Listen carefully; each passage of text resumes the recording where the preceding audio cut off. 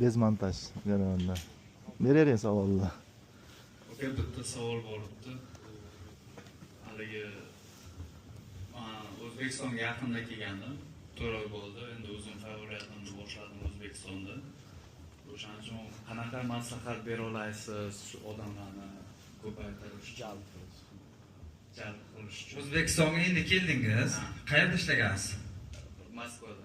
Moskvada o'rganib, o'sha yerda ishlagansiz. Qayerda joyingiz? Hozir ishlagan joyingiz ishlayapsizmi yo endi ishlamoqchimisiz? Ishlayapman. NBU bankda oldida.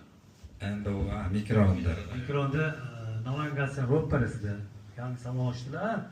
Adashmasam salonni sotib olaman dedingiz-a, ijaraga nimadir. Sotmoqchi edim, endi shu bo'lmay qoldi. Keyin men u qishda odamlarni qanday qilib ko'paytirish kerakligi haqida gapirib o'tgandingiz.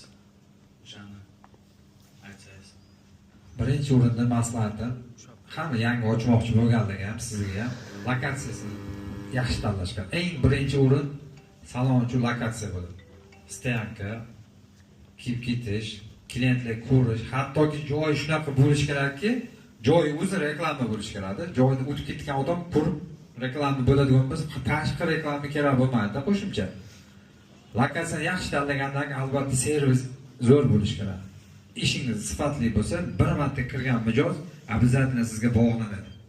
Qo'shimcha xizmatlar siz uchun servisingizni yana kuchaytirish mumkin. Kofe, choy, massaj, maskalar, qo'shimcha xizmatlarda ular.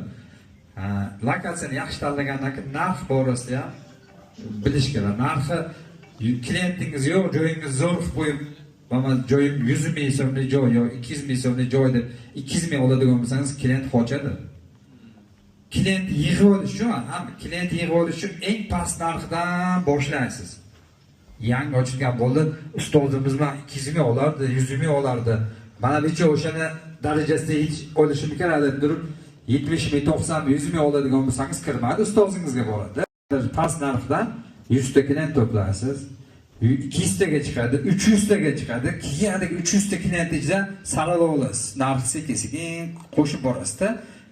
Haqiqiy fidoyisiz, soch uchun keladigan, narx ko'targaningiz ham ketib qolmaydiganlar bo'ladi. Ana o'shalarni o'zingizga mijoz qilasiz. Narx uchun ketadigan odam hech qachon sizga doimiy mijoz bo'lib qolmaydi. Siz sifatingiz uchun keladigan bo'lsa, keyingina sizga mijoz bo'ladi. Siz narx har qanaqa ko'targaningizda ham, har qanaqa joyga ketganingizda ham, siz orqangizdan borsa, haqiqiy mijoz o'sha bo'ladi. Reklama, mana Instagramga tekin reklama bo'lib qoldi hozir.